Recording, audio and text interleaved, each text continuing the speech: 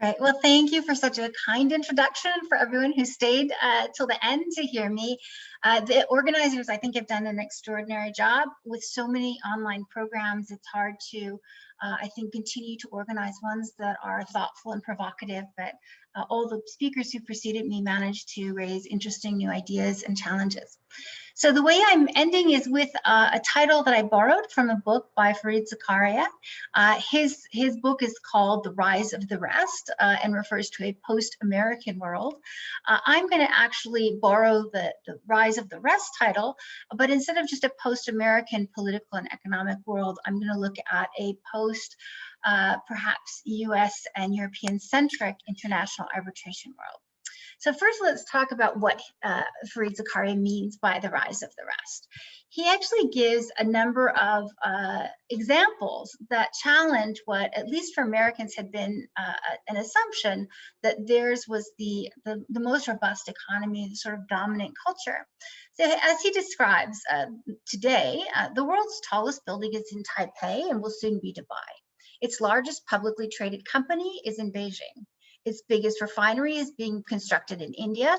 Its largest airport passenger airplane is built in Europe. The largest investment fund on the planet is in Dubai. The biggest movie industry is Bollywood, not Hollywood. Once quintessentially American icons have been usurped by the natives. The largest Ferris wheel is in Singapore. The largest casino is in Macau, which overtook Las Vegas in gambling revenues a few years ago. America no longer dominates even in its favorite sport, shopping. The so-called Mall of America in Minnesota once boasted it was the largest shopping mall in the world. Today, it wouldn't even make the top 10. These lists are arbitrary and a little bit silly, but consider that only 10 years ago, the United States would have serenely topped pretty much every single one of these categories. And I think we are seeing, as he was speaking in economic and political, to some extent cultural terms, but I think we are seeing a very similar dynamic in international arbitration. Not so much the diminishment of Europe and the United States as some of the places where modern international arbitration was born and grew to prominence, but instead a rise of the rest. The center is moving outwards, and this is being fueled by economic shifts, including all of those that Zakaria describes above. Each one of those financial or economic activities has consequences for disputes, but also we are seeing technological changes, social changes, and now COVID, which is accelerating them all.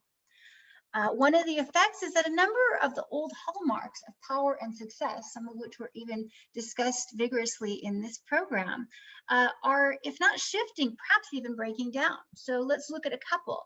Historically, markers for power and success in international arbitration were, as Lucy described, how many flights have you taken? The kind of magnitude of your arbitration measured by the number of pages or exhibits or PowerPoint slides. For arbitrators, it was the number of appointments. And if that number got high, it meant that you were in demand, you were among the most popular arbitrators.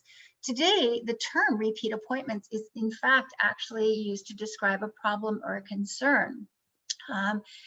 Historically, age itself was a credential. How many times have we heard that, at least informally and somewhat jokingly, gray hair was a credential for becoming an arbitrator? Now, many of these aesthetics are changing just as a natural result of modernity. Today, a lot of our aesthetics in law generally have changed. So the historical aesthetic of the beautiful old dusty books in a wood-lined paneled library are changing. The notion that high-powered relationships among a tight-knit circle of insiders have, if not entirely lost their luster, certainly given way to alternative images. And in the virtual world today, obviously, expertise in technology has become its own sort of marker of success and competence that is indispensable. I'm not meaning to reduce the importance of these shifts by describing them as aesthetics or in these kind of visual terms, but symbolism very much matters. And as a number of studies have suggested, we are profoundly affected in our thinking by what we see and how we even visualize issues and problems. So we should all in some ways welcome the opportunity to break down some of the perhaps staler myths of international arbitration as this mega monolith that is run centrally through North America and Europe. As we see a rise of the rest of new institutions that are bringing creative solutions for some arbitrations that are smaller and medium size. And this is an important insight because, again, we have this conception that arbitration, and I fall into it and repeat it often myself, that arbitration is really characterized, international arbitration, by the size of its cases. So it might be surprising to hear that even the ICC, over the years as it publishes statistics, approximately 40% of its caseload, give or take, in a given year, are cases under $10 million, which in our community we tend to characterize as small. Now, for most institutions outside of the ICC, the numbers are kind of reversed. They tend to have mostly these smaller cases, but every year, some very large cases that both help their budgets, but also give them credibility that they're able to, in a sense, effectively manage these cases. The importance for the ICC, not only and other institutions, more historical institutions, for these smaller cases, but also even some of the larger cases, is important because it fuels meaningful competition. And as we all know, monopolies tend to reduce competition. Monopolies tend to conserve and preclude innovation because a monopolistic entity in any industry has little incentive to innovate since it can't be subject to any competition. Now, as we're seeing, and one of the things that's clearly facilitated this competition among regional institutions and our institutions in North America and Europe is that much easier exchange of information. So one of the treasures of some of the traditional institutions has been that they have rules that are tested over time, and they have management procedures in place in their institutions to ensure effective and efficient and fair management of disputes. But those are no longer easily hoarded anymore. Why? Because the content of the rules is published online, easily accessible, easily reintroduced by new institutions, and discussions about management of cases among institutions is a topic of conversation at conferences, among users, among lawyers. And so also these internal processes have now become much more clear, much more readily adaptable or exchangeable with newer, younger institutions that tend to be outside of North America and Europe. So we heard a number of the markers for increased efficiency being pushed by Lucy in her talk. Certainly, the ability to exchange information and the increased transparency of what used to be essentially secret proprietary information of institutions was really important for limiting the ability of the so-called rise of the rest. The other really important driver for this rise of the rest is what we might call people power. And as Louise was just waxing poetically about, we have these amazing new generations that are coming up. The older generations of arbitrators oftentimes started in another industry. If you look, because there wasn't an international arbitration industry that could keep someone fully employed. But today there are people going to school, studying, and for better or for worse, only international arbitration, starting as an international arbitration associate at a firm. This is facilitated by the dramatic expansion of education and training opportunities. As Louise said, very importantly, the Vismut, but also the Vismut East, which itself is an example of, again, something that started in Europe, moving out from out of Europe. Another phenomenon that absolutely has to be acknowledged is the rise of young arbitration groups. Even just looking at the organizers of this event, if you look back 10 or 20 years, the Tilney Hall, the seminal ICC events were organized inevitably by, or the ICC or the ICCA events, right, were organized by the sort of grand old men They were attended primarily by a relatively small elite from the most prominent law firms that could afford to send their associates and their partners overseas. And they functioned a lot more like old clubs or societies that you couldn't get into without a secret handshake. Newer generations have expanded or exploded some of these assumptions with and COVID, of course, has been a great accelerator. So one of these traditional venues and organizers are meeting challenges by newer, incredibly creative, talented organizers. The way that you attract, particularly in this COVID online environment, people to your event is not because of the historic nature of your institution or its name, but by the quality of your content, by the originality of your programming, and your ability to attract interesting speakers. I think this conference being a terrific example. That in turn creates all sorts of opportunities for people who didn't used to be able to get in the spotlight. Why? Because of the way conferences were traditionally organized, highly centralized. And the other thing that is a great equalizer, I think we have to admit, is Zoom itself or other online platforms. In a conference, the people who historically had been the most celebrated people in international arbitration, would have people flocking to them, even to take selfies with them. Today, we're all relegated to our own little box on these platforms, and that creates, I think, a certain level of equivalence. Now, this shift means, I think, necessarily that American and European culture aren't necessarily the default or won't be in the future anymore. Historically, I think the way, and to be honest, even in this talk, I can hear myself talking, even if I'm trying to point out the problem, framing the problem in essentially traditional language that's today difficult to avoid. We probably need a new vocabulary. But historically, the US and Europe have been cultural and power and economic hubs with every other region. And the fact that we even talk about regions and hubs is itself perpetuates the problem as well as describes it. But every other region was essentially a spoke. And the idea is that reversion was always to the hub. Let me give you an example of what I mean. So there are many calls to increase the diversity among arbitrators in arbitrator selection. But even here, we tend to think of hubs and spokes, with the hub being North America and Europe. So for example, if you have an Africa-based arbitration, we are seeing, of course, because Africa is one of the regions in the world with the largest increase in case growth every year. And we're seeing this call in response to that we need to see more African arbitrators on a tribunal. But if it isn't feasible or doesn't work out, or you can't find the right African arbitrator to appoint, the default tends to be back to Europe and US-based arbitrators. Why?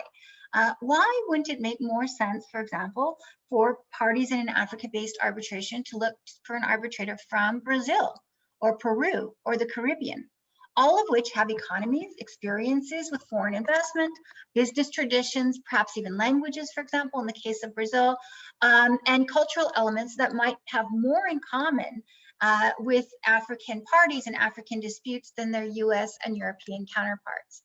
Now, one of the reasons I think there is this hub and spoke tradition in international arbitration is actually a historical consequence of the way international arbitration grew up. It was originally and historically, in its modern era, a European practice. It centered around the economic hubs in Europe and North America, and the large law firms were best able to attract arbitration business.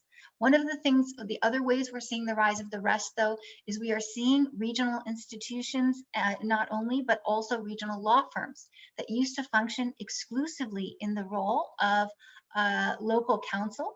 And now instead they've increased competence and capabilities and developed relationships that allow them instead to be primary counsel, including in larger disputes.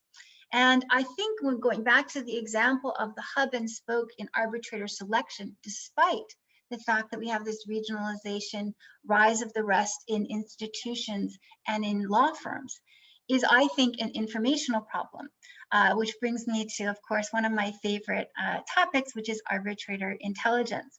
So when we talk about the increase of transparency, which is one of the big drivers in the rise of the rest, because it facilitates other newcomers to learn about what used to be essentially a secret tradition, a secret society with enormous libraries. And what do I mean by transparency? There are many connotations to the term. And for example, in investment arbitration, it has a very particularized notion that relates to the ability of civil society to see what's happening in disputes involving their governments. I'm talking about a different kind of transparency. And I'm talking about the kind of transparency or lack of transparency that used to exist 20 or 30 years ago, before there were so many resources to understand what's happening in international arbitration. Who of us could imagine today functioning in international arbitration without Gary's treatise? But in fact, some years ago, there was a world in international arbitration where you couldn't just go look up everything you needed to know in one treatise. Or without Kluwer Arbitration and all the amazing publications, new books and articles, and the Kluwer Arbitration blog that again share this information that used to be the discrete knowledge of a very select few. And now we have Jus Mundi introducing new ways to access and manage the information, which is now even treated as data. And that brings me to arbitrator intelligence, which is where I'll conclude. So I think one of the reasons with arbitrators why we see not just a regionalization, but a regionalization that reverts back to the hub and can't, in a sense, cross-pollinize, is because for the most part, regional practitioners in Africa haven't connected yet with regional practitioners in South America or in the Caribbean. And it's difficult or more difficult for them to do that, except for events that necessarily kind of reverted to the center. So large ICA conferences or IBA conferences or ICC conferences. As I've described, a number of those barriers are breaking down, but I think one of the most important barriers is actually the arbitrator selection process itself. So historically, and this is where networks and hubs and spokes come in very importantly, the way we select arbitrators, you get a short list of possible arbitrators. And then the way you find out information about them is you extend outreach to your professional and personal network, asking if anyone has any information about them. And the people who respond by email saying they do, you typically call them by phone and ask them for their impressions and insights about that arbitrator. That process necessarily limits the ability of different regions to communicate with each other, and it perpetuates this spoke and hub process. Arbitrator Intelligence is an online platform that has created a mechanism, a platform for exchange of this information anonymously and discreetly and confidentially and respectfully across the world. And so we are able to collect information from dozens of arbitrations that remain secret, from people who contribute that information through our Arbitrator Intelligence Questionnaire or online AIQ in a way that maintains their anonymity, but also has accountability in how they select and how they contribute the information, as well as quality control that we provide. And this kind of platform enables people from different parts of the world to exchange information. One of the things I will say in closing is that it also promotes diversity. So we have a few sample reports. The videos are up on our website. And when I have given presentations on the sample reports around the world, I ask how many people have ever heard of Fernando Cantuarias, one of the most famous arbitrators in Peru. Inevitably, nobody raises their hand unless I'm in Miami. I ask how many people have ever heard of Roque Caivano, another one of our sample reports, oftentimes described as one of the most important arbitrators in Argentina. I ask how many people have ever heard of Mirjana Radovic, a rising bright star from Serbia, and operating very effectively in Eastern Europe. And again, no one ever raises their hand. But these are the bright new arbitrators who should be able to be observed, understood, known, without having to cycle through the hub that exists. So I think even if sometimes it's scary and intimidating and we don't know where it's going, especially sometimes people in Europe and the United States who've had the luxury of being in the hub, I think the regionalization and the rise of the rest in international arbitration bodes well for us all.